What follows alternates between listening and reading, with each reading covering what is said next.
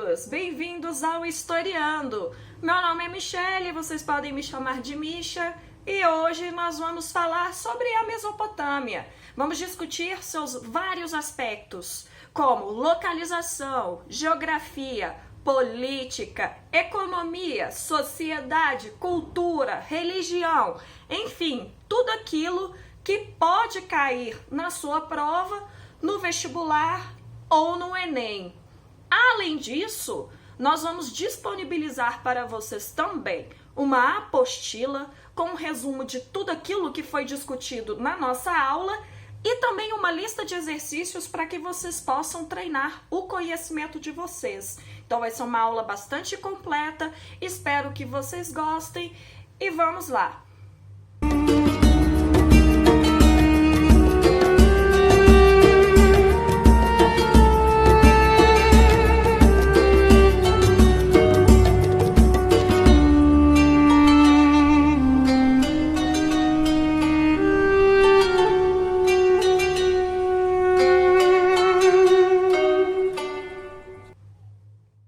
Bom, a primeira coisa que nós precisamos aprender sobre a Mesopotâmia é a etimologia da palavra. Pode parecer besteira, mas isso pode sim cair na prova de vocês. A origem do nome Mesopotâmia vem da contração de duas palavras gregas. Meso, que significa meio, e potamos, que significa água, ou seja, terra entre rios. O que isso quer dizer? Ora, a primeira coisa que a gente chega à conclusão é que não foram eles que nomearam a região de Mesopotâmia. Na verdade, quem nomeia a região de Mesopotâmia é o filósofo grego Heródoto. Quando passando pela região, imagine que ele olha para um lado, olha para o outro e fala: de um lado tem o rio Tigre, de outro tem o rio Eufrates, logo está entre dois rios. Daí a origem do nome Mesopotâmia. Bom, vale destacar que a Mesopotâmia está no que hoje nós atualmente chamamos de Oriente Médio, mais especificamente onde ficaria o Iraque. Mas também nos mapas vocês podem ver que a Mesopotâmia está incluído naquilo que se chama de crescente fértil. E aí precisamos fazer uma ponderação. Mesopotâmia e crescente fértil não são sinônimos. Mesopotâmia é uma região que está inserida no crescente fértil. Se vocês observarem o mapa de vocês aqui do lado, perceberão que o crescente fértil é uma região que faz uma meia-lua e que abrange outras regiões, como por exemplo o Egito. Então não podemos especificar como a Mesopotâmia sendo crescente fértil. Ela está inserida no crescente fértil. E o crescente fértil, assim como a Mesopotâmia, é uma região de um imenso platô vulcânico. Logo, é uma área bastante fértil, extremamente fértil. E a Mesopotâmia, ela está cercada ao norte por montanhas e ao sul pelo deserto. Podemos considerar a Mesopotâmia como sendo uma das áreas civilizadas a surgir naquilo que nós chamamos de vales fluviais inundáveis. O que seria isso? São regiões em que há um regime de enchente e de retração das águas dos rios. E aí, quando essa água seca, quando há essa retração da água, os vales em torno do rio têm uma terra mais preta, extremamente fértil. Além disso, o trecho entre os dois rios mesopotâmicos foi a única região do Velho Mundo a chegar por si só a uma urbanização completa e aquilo que nós hoje chamamos de civilização, aquilo que convencionamos chamar de civilização. A região onde se desenvolveu a sociedade mesopotâmica costuma ser dividida entre Alta Mesopotâmia, que é a parte norte, montanhosa e menos fértil, e Média e Baixa Mesopotâmia, que é o centro-sul do Vale do Rio Tigre e Eufrates. O quadro geográfico e o clima semiárido se assemelham muito ao Egito. Contudo, os dois rios principais não se assemelham ao Nilo. As enchentes do Tigre e do Eufrates são mais violentas e, na maioria das vezes, provocam inundações devastadoras. Várias dessas catástrofes inspiraram poemas sumerianos e babilônios, como, por exemplo, a Epopeia de Gilgamesh. E é justamente essas inundações devastadoras que teria dado origem ao mito do dilúvio que encontramos na Bíblia. E aí nós vamos falar um pouquinho disso mais à frente, quando estivermos discutindo sobre a literatura e sobre a cultura da Mesopotâmia. Mas devido a esses aspectos geográficos, vários povos foram atraídos pelas condições favoráveis à prática da agricultura. Povos, por exemplo, como os sumérios, os acádios, os amoritas, os assírios e os caldeus migraram para essa área em diferentes épocas e entraram em conflito com os ocupantes anteriores que lá estavam. Cada um desses povos dominou a Mesopotâmia em um determinado momento. Dessa maneira, as sucessivas invasões que ocorrem na Mesopotâmia não favoreceram a formação de um império duradouro e unificado, como, por exemplo, o que ocorreu no Egito. E aí, por conta dessa força de diferentes invasões e diferentes povos se assentando na Mesopotâmia, é que precisamos dar uma atenção especial à política. A primeira sociedade a desenvolver uma civilização na Mesopotâmia foi a dos sumérios. Por volta ali do final do 4º milênio antes de Cristo, esse povo veio do Planalto do Irã e fixou-se na Caldeia, região da Média e Baixa Mesopotâmia. Se vocês observarem no mapa de vocês, que está aí disponibilizado, vocês perceberão que é essa área esverdeada do mapa, que é a região que ocupou a Suméria. Bom, a organização política administrativa desse povo deu-se em torno de 12 cidades-estado, como Ur, Uruk, Lagash, Nippur, cada uma constituída por um núcleo urbano e as terras que as circundavam. O chefe de cada cidade era chamado de patese. É uma espécie de rei sacerdote que acumulava funções religiosas e militares, desfrutando de poder absoluto. O patese controlava ainda as obras públicas, como a construção de canais, celeiros, templos. As cidades-estado, elas eram independentes. Isso é um ponto fundamental, porque se elas eram independentes, logo podemos destacar de cara que estamos falando de uma política descentralizada. E essas cidades, por serem independentes, elas eram rivais entre si. As cidades sumerianas, elas viviam em guerra, disputando o controle central do território sumeriano.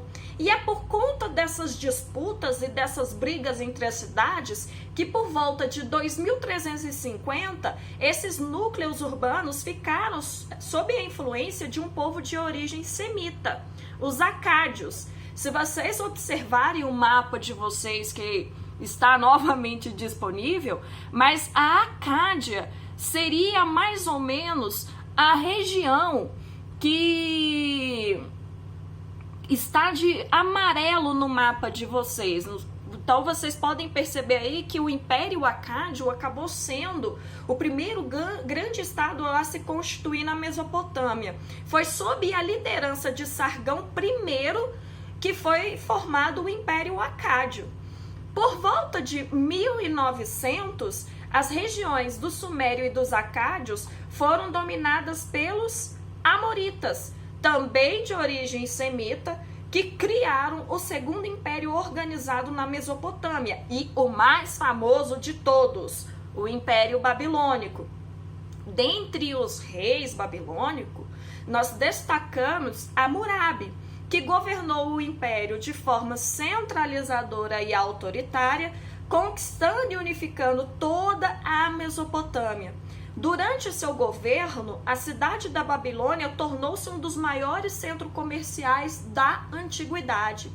Hammurabi é o autor do maior código de leis escritos até então, com 280 artigos. O Código de Hammurabi, como ficou conhecido. E ele se baseou na lei de Talião, é o famoso olho por olho, dente por dente, que determinava que cada crime deveria ser punido com prática idêntica ao delito cometido, algo que iremos também discutir mais à frente. A morte de Hammurabi levou o Império Babilônico à decadência, motivada principalmente por novas ondas migratórias, como a dos cassitas e a dos hititas. E a partir de 1300 a.C., ocorreu a ascensão dos assírios, um povo que habitava as margens do rio Tigre, onde praticava a agricultura e a caça. Eles se fixaram no norte da Mesopotâmia, no planalto de Assur, que se tornará o núcleo do Império Assírio. Se vocês observarem o mapa de vocês, a extensão máxima do Império Assírio é essa região que está contornada de rosa. Então, toda essa área dentro dessa linha rosa, que vai até o Egito, é a região dominada pelos assírios. Nessa região desértica, os assírios se desenvolveram de forma diferente dos povos do centro e do sul. Tudo indica, por exemplo, que tiveram o primeiro exército organizado da história, com tropas de arqueiros, lanceiros, carros de combate, cavalaria. Também foram os primeiros a fazer o serviço militar obrigatório para todos os homens assírios, não importando quem fossem, dos mais ricos aos mais pobres, todos, absolutamente todos eram convocados a servir no exército. E esse serviço militar era um ciclo de 3 anos. No primeiro ano, eles construíam aparelhos de guerra, aparatos de guerra. No segundo ano, eles serviam propriamente no exército, eles eram convocados a lutar nas batalhas. E no terceiro ano, eles podiam ir viver com suas famílias e depois começava tudo de novo. É graças a essa máquina de guerra e essa organização militar que eles conseguiram formar um império que, além da Mesopotâmia, chegou a dominar territórios que hoje correspondem à Armênia, à Síria, à Palestina e ao Egito. Em suas incessantes campanhas, os assírios tratavam os vencidos com extrema crueldade, mutilações, torturas, deportações em massa das populações derrotadas eram práticas habituais.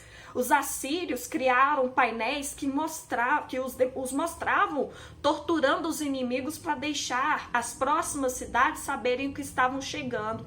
Nós podemos afirmar que os assírios são os primeiros a utilizarem a guerra psicológica. Esses painéis que eu falei para vocês, os mostravam esfolando seus inimigos ainda vivos, arrancando seus olhos e os empalando. Inclusive, os assírios são conhecidos como os arrancadores de olhos. Disse que antes deles entrarem em combate, eles pegavam os olhos arrancados dos inimigos e jogavam nas muralhas, para dentro das muralhas das cidades que eles iam invadir. Então isso aí já causa um extremo terror. Imagine, você está na sua cidade e você vê, olha, os assírios estão chegando. Bom, dentre as descrições sobre o tratamento dos inimigos, destacamos um dos maiores reis que governaram os assírios, que é Assurbanipal. E aí, em um caso de uma cidade que resistiu o maior tempo possível à invasão, em vez de Assurbanipal submeter imediatamente a cidade, ele orgulhosamente registra o seu castigo. E aí cito: esfolei tantos nobres quantos se rebelaram contra mim, e joguei suas peles sobre a pilha de cadáveres, alguns espalhados dentro da pilha, outros que erguiam estacas sobre a pilha. Esfolei muitos através da minha terra e joguei suas peles sobre as paredes. Cortei as cabeças de seus combatentes e com elas construí uma torre diante da cidade. Eu queimei seus meninos e meninas.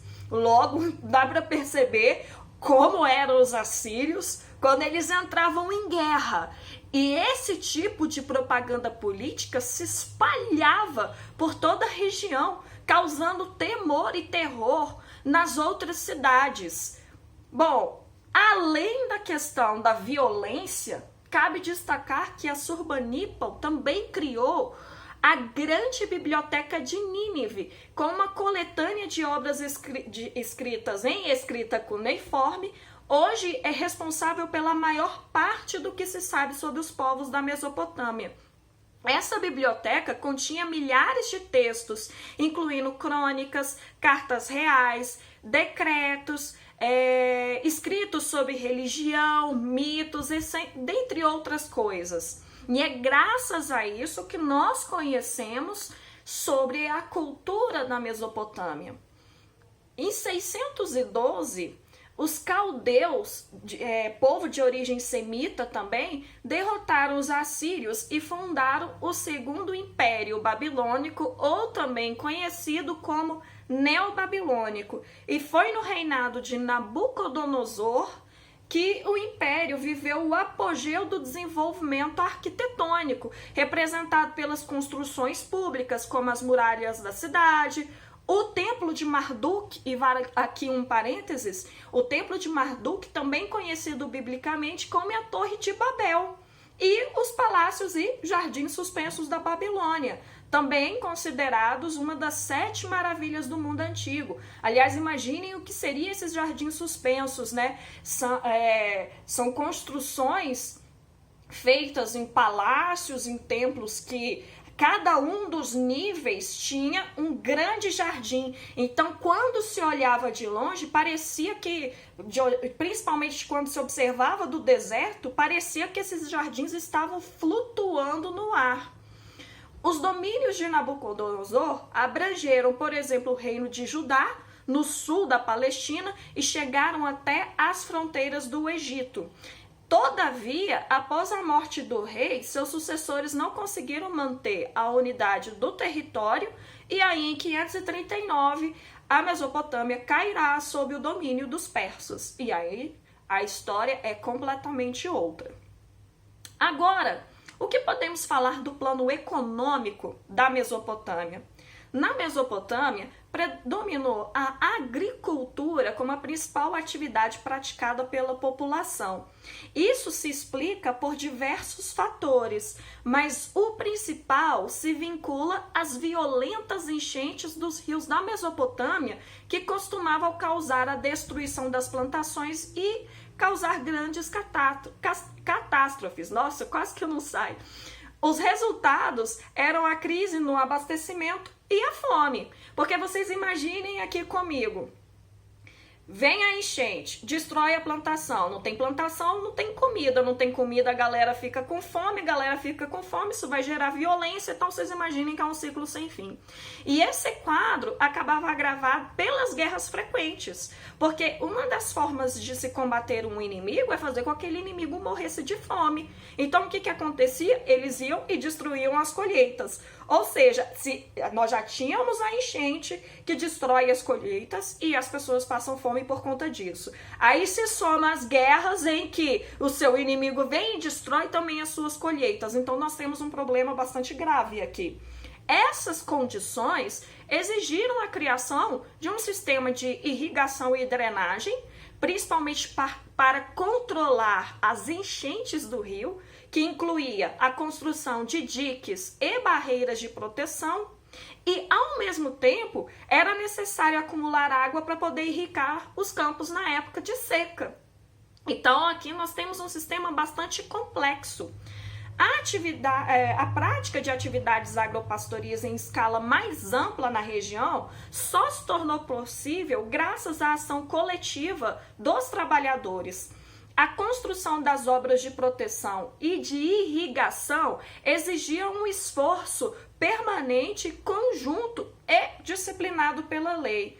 mobilizar forças para essas obras era uma das prioridades do Estado que se organizou na Mesopotâmia. Aí vale destacar que o rei e seus funcionários controlavam uma razoável parcela da atividade econômica, mesmo porque essa era a função do Estado. Então, eles possuíam as oficinas onde eram produzidos instrumentos de metal, objetos de cerâmica, tecidos, mobiliário, e exigiam o pagamento de tributos que eram arrecadados na forma de bens materiais, como alimentos, rebanhos, sementes.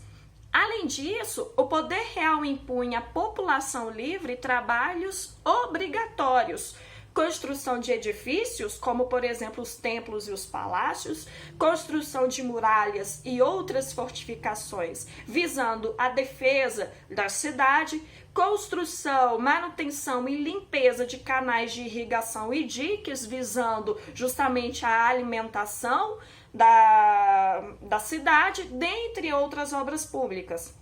Aqui eu quero que vocês prestem bastante atenção.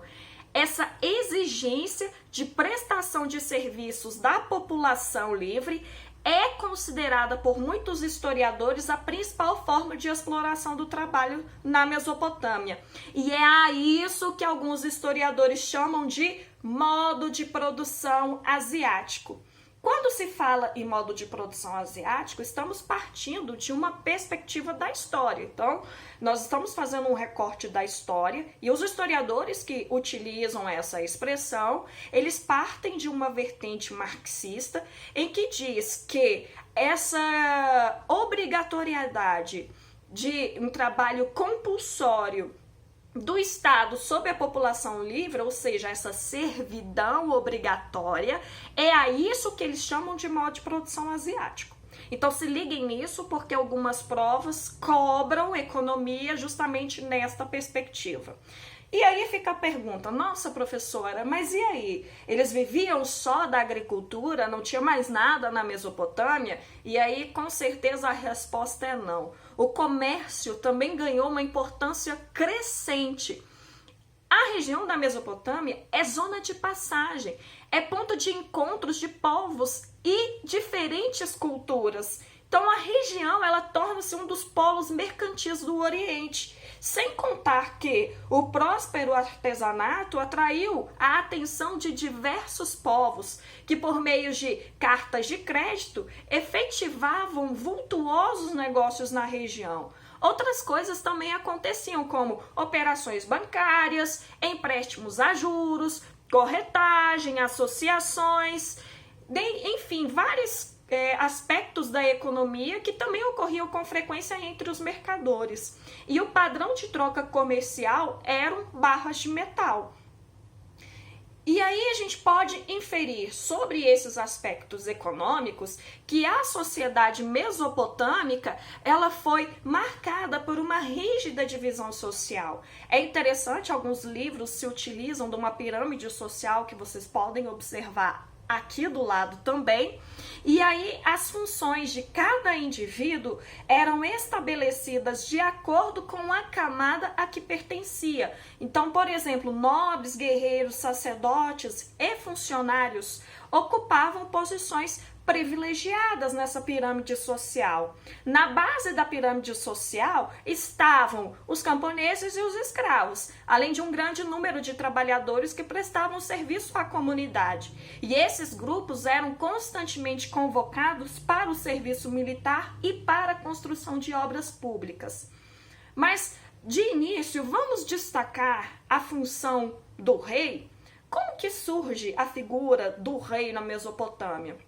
Bom, ao longo do terceiro milênio antes de Cristo, encontrava-se em cidades mesopotâmicas a figura do rei que se tornou o principal centro do poder político, superando muitas vezes a força dos sacerdotes do templo. Por volta de 2500, o rei, sua família e seus funcionários moravam no Palácio Real, numa nova estrutura arquitetônica que se destacava além do templo. Uma das hipóteses para explicar a aquisição de poderes pelo rei é a de que no início da vida urbana, provavelmente não existiam palácios reais separados dos templos. No entanto, à medida que as cidades foram crescendo e acumulando riquezas, passaram a atrair a cobiça de povos vizinhos. Ou seja, um outro povo olhava e via assim, a minha cidade está enriquecendo, e eles falavam, eu quero aquilo ali para mim, eu quero aquela riqueza para mim. Então, é uma sociedade bastante bélica e esses povos entravam constantemente em conflito. E aí, diante do risco de invasões, pilhagens, guerras, a defesa da cidade tornou-se uma preocupação para seus habitantes, sendo necessário organizar tropas militares e escolher um comandante que também tinha funções sacerdotais. E aí, com o tempo, esse comandante sacerdote ampliou seus poderes e tornou-se uma autoridade permanente.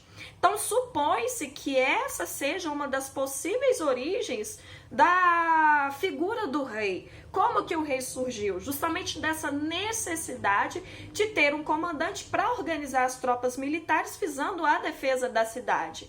Mesmo havendo uma separação entre rei e sacerdote, a religião sempre foi utilizada para justificar o poder do rei, que assim preserva sua liderança religiosa. Então, pelas ideias dominantes da Mesopotâmia, o rei, ele era visto como um representante direto dos deuses, alguém predestinado a concretizar entre os homens a vontade divina. Então, presta atenção, existe uma diferença entre os reis na Mesopotâmia e o que eram os faraós no Egito. O faraó no Egito, ele é um deus encarnado na terra. Na Mesopotâmia, o rei é um representante dos deuses na terra. Ele não é Deus, ele não é uma divindade, ele é um representante. Sendo assim, conforme a religião, o rei, ele detinha um poder especial e um lugar especial na sociedade, porque ele ocupava um lugar entre os deuses e os homens. Mas ele não é um rei encarnado, ele é apenas um representante direto dos deuses. Além do rei, nós precisamos destacar 3 grandes categorias sociais. Em primeiro lugar, os homens livres de elevada posição. Estão aí os sacerdotes, os grandes proprietários ricos, os comerciantes ricos, os guerreiros, a quem as normas jurídicas conferiam tratamento privilegiado. Abaixo destes estavam os homens livres de média posição que trabalhavam como servidores nos palácios, artesãos, pequenos comerciantes, camponeses e, por fim, na base da pirâmide social, temos os escravos, que podiam ser prisioneiros de guerra ou homens livres que não conseguiam pagar suas dívidas e se tornavam propriedade do credor. Normalmente, a escravidão por dívidas durava um certo período que era estipulado pelo juiz da questão. Então, embora houvesse escravos, estes nunca, e assim, destaquem, grifem, nunca constituíram a base das relações de produção. Eles podiam casar com pessoas livres, ter bens, pagar impostos, testemunhar nos tribunais. De fato, as diferenças são tão grandes entre o que seria a escravidão na Mesopotâmia e o que seria a escravidão greco-romana ou aquela que foi experimentada no Brasil colônia, que certos autores contestam que fossem verdadeiros escravos. Mas, para fins de prova, se perguntar se havia escravidão na Mesopotâmia, sim, havia. Só não constituía a base das relações econômicas e de produção. Bom, no campo da cultura, e aí é uma parte que eu gosto muito de discutir, sem sombra de dúvidas, o grande destaque é a invenção da escrita pelos sumérios. Para muitos historiadores, ela não foi a realização de um único povo. E eu acho que isso é bastante óbvio, porque em várias regiões do mundo, diversas sociedades inventaram o seu próprio sistema de escrita. No entanto, a escrita suméria é o sistema da qual possuímos a mais antiga documentação. E a escrita suméria recebeu o nome de cuneiforme, pois os sinais eram impressos com um estilete em forma de cunha numa argila ainda molhada. E aí, posteriormente, pegava essa argila e colocava para secar ou nos fornos ou sob o sol. E aí ela endurecia e o registro ficava ali forever. Tanto é que nós temos acesso a essa escrita até hoje. Imagino eu que a escrita na argila deve durar muito mais do que a gente hoje usando papel, né? Mas enfim. A escrita suméria tinha, no início, mais de 2.000 sinais. Imaginem o que é um alfabeto disso. Imaginem o que é decorar isso. E aí, aos poucos, né, eles foram pensando assim, pô, é coisa demais. Imagina só esse alfabeto aqui, esqueci qual é tal letra. E aí, eles simplificaram e reduziram só para 300 sinais usuais. É pouquinho, né? Mas em vista de que eram 2.300, já tá um ganho razoável aí, né? Outra invenção de suma importância, e aí, é claro, se perguntarem para vocês, de onde surgiu a roda? Foram os sumérios. A roda foi inventada pelos sumérios. Até por volta de 3.000 a.C., os veículos utilizados pelos sumérios eram trenós. Imagina um trenó puxado por boi ou qualquer outro animal, é difícil de arrastar essa bagaça. Imagina arrastar um trenó na areia. E aí a necessidade de um transporte mais eficiente levou-os a utilizar a roda nos veículos. E o uso da roda, ela representa uma revolução na locomoção terrestre e contribui para acelerar as comunicações. Além disso, os assírios vão pegar e utilizar a roda para os carros de combate. É daí que vem muita cena de filme que a gente vê a galera ali naquelas carrocinhas, lutando com a galera. Foram os assírios os primeiros a fazerem isso. Bom, saindo um pouco disso, existem outros campos também que os sumérios conseguiram desenvolver. Por exemplo, há mais de 4.000 anos, os sacerdotes mesopotâmicos estudaram os corpos celestes e seus movimentos. E aí, para tanto, eles criaram diversos instrumentos, como, por exemplo, o astrolábio, que é invenção dos povos mesopotâmicos. E com isso, eles desenvolveram a astrologia e a astronomia, assim como aperfeiçoaram os conhecimentos da matemática. Nesse campo da matemática, os mesopotâmicos desenvolveram a álgebra, eles dividiram o círculo em 360 graus, eles criaram o calendário lunar, a semana de 7 dias, a divisão do ano em 12 meses e do dia em 2 períodos de 12 horas. Todos esses aspectos fundamentais da nossa cultura surgiram na Mesopotâmia há milhares de anos.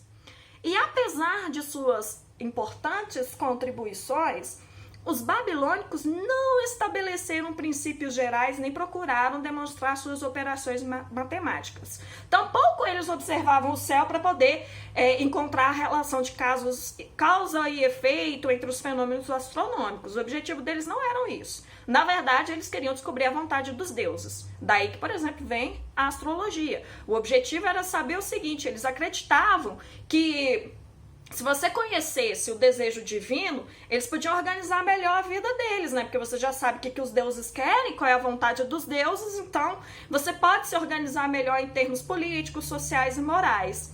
Então a religião, ela influenciava tanto o desenvolvimento das ciências quanto a vida das pessoas. Eram estreitos laços entre ciência e religião. Na verdade, é inseparável ciência e religião quando nós estamos falando da Mesopotâmia. E aí, preocupados em ficar mais próximos do céu, a suposta morada dos deuses, os mesopotâmicos construíram templos altos e majestosos, que são os chamados zigurates, cujas torres davam a impressão de apontar para o firmamento, né? Os zigurates, eles possuíam vários pavimentos e escadarias externas e funcionavam não só como um local de ritual sagrado, né, onde ocorriam as cerimônias religiosas, mas também como celeiros, hospitais, bibliotecas, observatório astronômico. E é justamente no alto que ficavam os altares de cerimônia, de onde os sacerdotes observavam os corpos celestes para poder descobrir a vontade dos deuses. O mais famoso zigurate foi construído na Babilônia em honra ao deus Marduk. É o que falamos no início da aula. O templo foi chamado de Etenamanque, que na língua suméria significa fundação do céu e da terra. E aí muitos historiadores afirmam que esse templo era a Torre de Babel citada na Bíblia. Aliás, vale aqui um destaque para vocês. Babel em hebraico significa Babilônia. Então, quando se fala Torre de Babel, na verdade você está falando Torre da Babilônia. Veja só como tem um certo sentido isso aí. E a Torre de Babel seria uma construção realizada por pessoas ambiciosas, no caso aí, bíblicos, filhos de Noé, que desejavam alcançar o céu. Não nos cabe aqui discutir toda a história de Noé. O que importa pra gente é que há uma correspondência entre aquilo que aparece na Bíblia e a cultura mesopotâmica. E assim como a ciência, a literatura babilônica ela foi fortemente influenciada pela religião. Poemas e narrativas literárias contavam histórias de heróis, deuses ou semideuses, destacando-se duas obras sumerianas. A primeira, o Enuma Elish, também chamado de Mito da Criação, e a segunda, a Epopeia de Gilgamesh. O primeiro, o Enuma Elish, ele faz um relato da origem do mundo por obra do deus Marduk. Já o segundo, a Epopeia de Gilgamesh, é um extenso poema épico que narra as aventuras do gigante Gilgamesh, que era rei da cidade sumeriana de Uruk. Aliás, um dos trechos mais conhecidos da Epopeia de Gilgamesh narra um episódio semelhante, mas anterior ao relato bíblico do dilúvio e da Arca de Noé. Inclusive, alguns historiadores falam que é daí que vem a história do dilúvio. Gilgamesh supostamente teria encontrado um homem chamado Utnapishtim.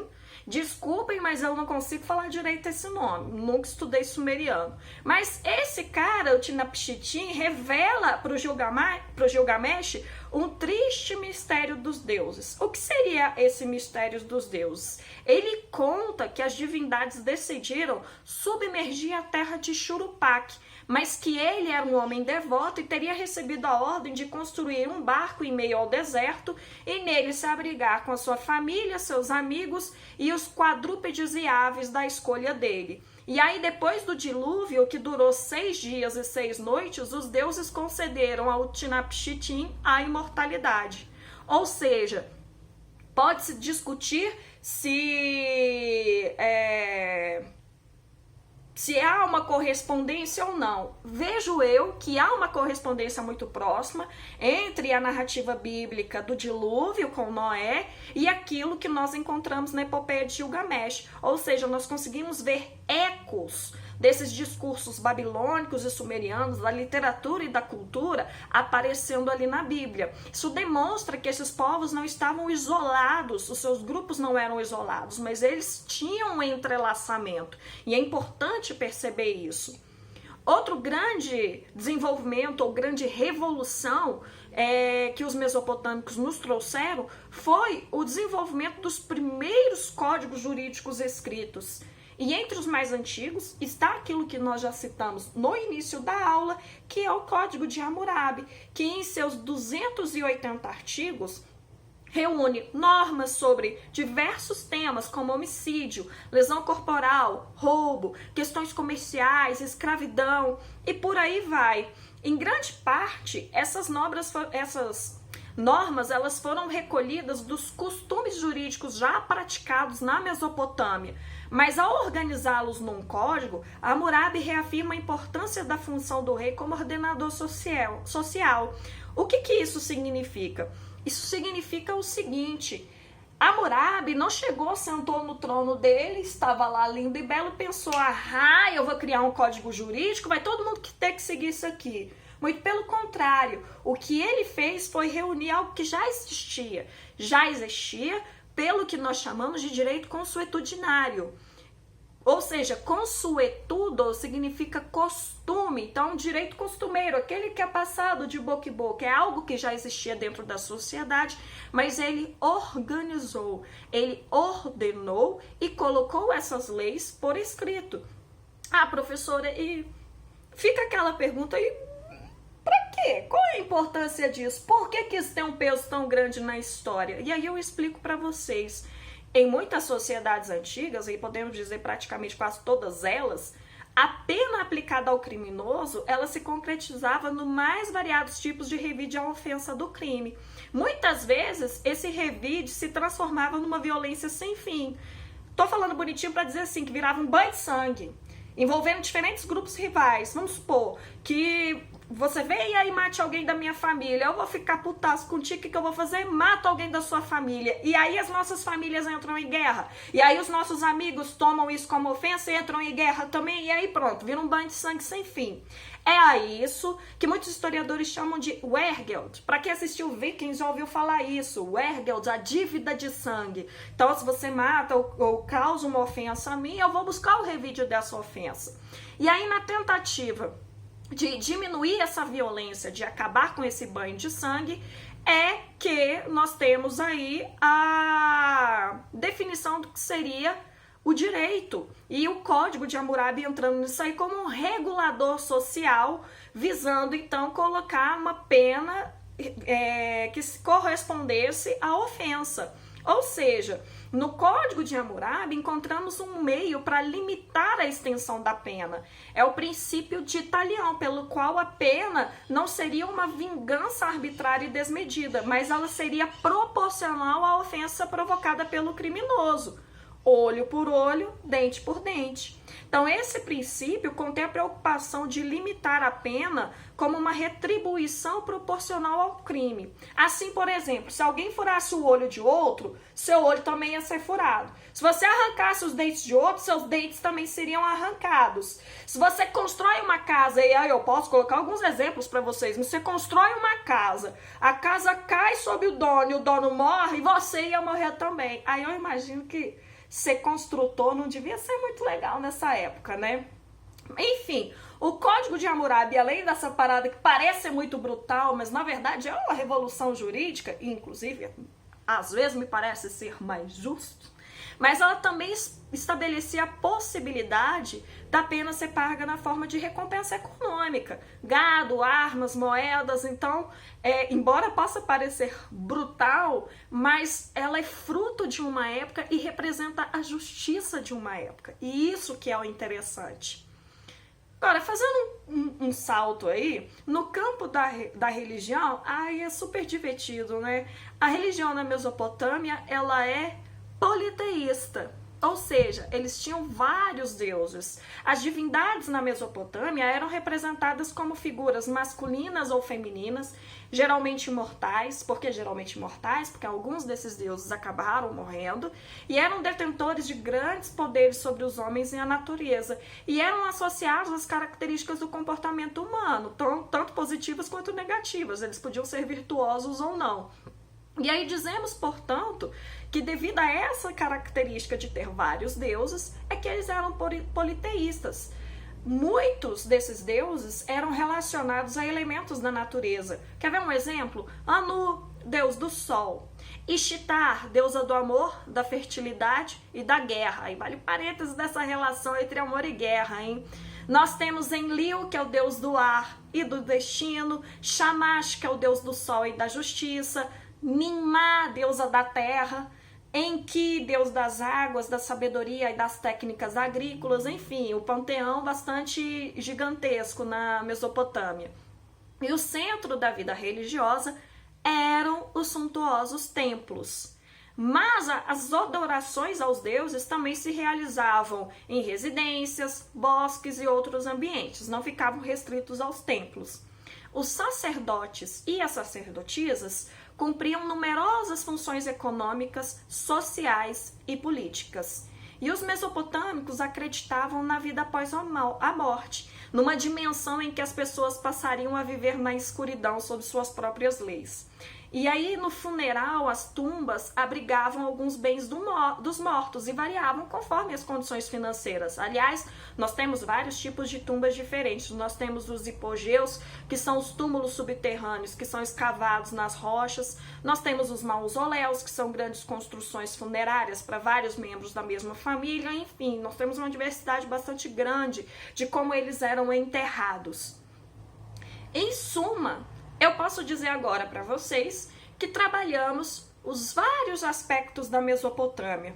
Vamos pensar um pouco no resumo. Nós percebemos que a Mesopotâmia está localizada naquilo que chamamos de crescente fértil, uma região que abrange não só a Mesopotâmia, mas outras regiões como o Egito. Região que hoje, atualmente, é o Oriente Médio, mais especificamente o Iraque. Nós percebemos que na política da Mesopotâmia, ela era descentralizada com os sumérios e com os acádios, os babilônios, os amoritas, dentre os outros povos, ela era uma política centralizada. Economia, nós podemos dizer que é uma economia agropastoril de regadio. E, claro, falar do modo de produção asiático, que é essa prestação de trabalho forçado dos servos pelo Estado, o Estado como sendo detentor de todas as terras e redistribuir essas terras de acordo com a posição social de cada um. No plano social, nós vemos uma divisão entre o rei, os homens livres de grande posição, como os sacerdotes, os guerreiros, os funcionários públicos, os homens livres de média posição, como os artesãos e os camponeses, e os escravos. Nós vimos também no plano cultural que nós temos o surgimento da escrita com os sumérios, a criação da roda, desenvolvimentos da astronomia. Nós vimos que no campo da matemática eles criaram o calendário lunar, o círculo de 360 graus, a divisão do ano em 12 meses, do dia em 2 períodos de 12 horas. E nós vimos que no campo religioso eles eram politeístas, ou seja, tudo o que vocês precisam para poder resolver questões de prova. Então não esqueçam, acessem e façam o download tanto da apostila com o resumo de todo esse conteúdo, mas também da lista de exercícios para vocês poderem treinar todos esses conhecimentos. Eu agradeço a presença de vocês aqui comigo e até a próxima aula.